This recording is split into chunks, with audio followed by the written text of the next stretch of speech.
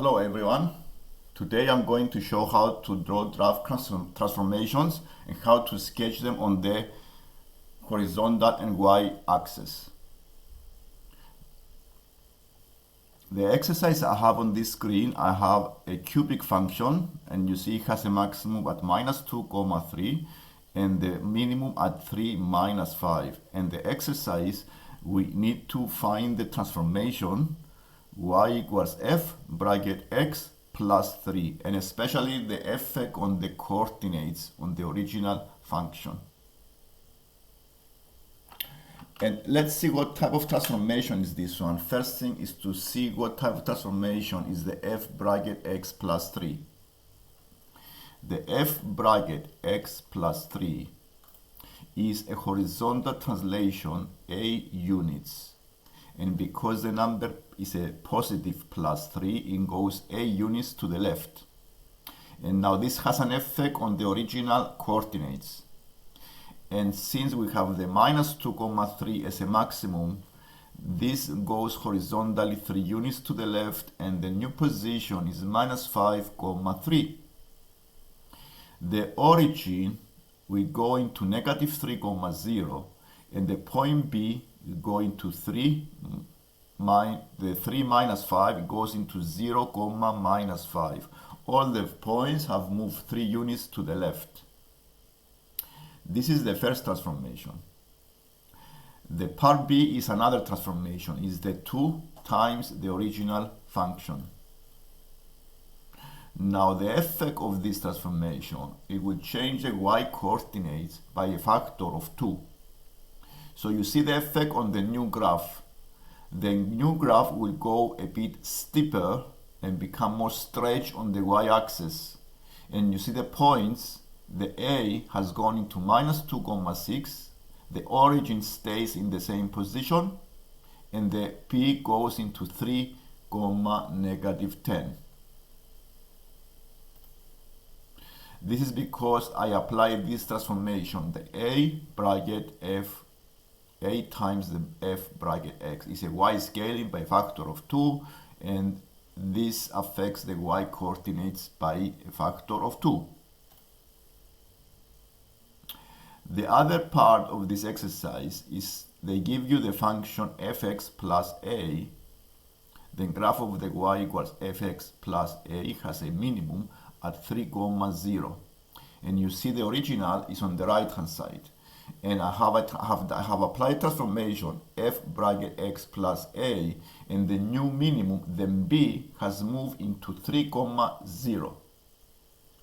This means that this is a vertical translation by 3 units up, and therefore the value of the a is a +3. Now any transformation that is a function plus a number is a vertical translation. So if you have this type of transformation, and this have to be a vertical translation, and the effect is only on the y coordinates. And now let's see, we go and sketch graphs. To sketch graphs, for example, the cubic graphs, you need to see the dominant term. The dominant term is always the term with the highest power, and this has an effect on the sign of the function, because a power of 3 has a big effect on the x. This is called the dominant term. And if the dominant term is a negative, like this one, -x to the power of 3, my function is going to start from above, because a negative number, if I have x a negative, to the power of 3 is a negative, and the negative become a plus. So I have the function going from above, going down. And this is how I show here how to sketch these graphs. Okay, the first graph is a parabola, and the second graph is the x squared bracket 7 minus x. To sketch the first graph is very easy. All you need is 2 points, is the values. We need to find the x-intercepts, which are the values that the function is 0. And the function is 0 and 4. So we have the x-intercepts. The next thing to do is to see what type of function I have. It's a parabola because the dominant term is x squared and it's negative. Because it's negative, I have a maximum point. Okay, you have a maximum point, and to find this point, you may use the method of completing the square. That's how I found the 2,4 here, by using the method of completing the square on this parabola, 4x minus x squared. Now, if the dominant term is negative in a parabola, this is give you a maximum point. If the dominant term is positive, it's a minimum point. So I found the x-intercepts. If I want, I can find the y-intercept by setting the x equals 0, and that's enough to sketch the graph. Also, that's how I found the y-intercepts here, by using the x equals 0. So the y-intercept is 0, 0. Now, how did I find the x-intercepts? By using the y0, and therefore the x is 0 and 4. The second function I have is the cubic function, is the x squared bracket 7 minus x. Now, if you check, the dominant term is x to the power of 3, and this is a negative 1. And because it's a negative 1, the function which comes from above, it will be positive. And we need to find the intercepts. The intercepts can be 0 and 7, the x-intercepts. Because the 0 is squared, then it can be a minimum point. It have to be a minimum point because it comes from above.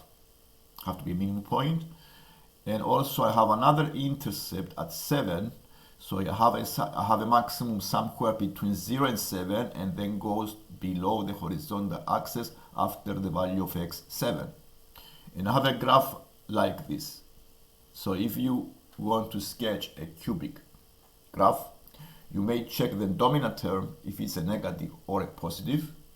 Find the x-intercepts by factorizing, and also find the y-intercepts by setting the x equal 0.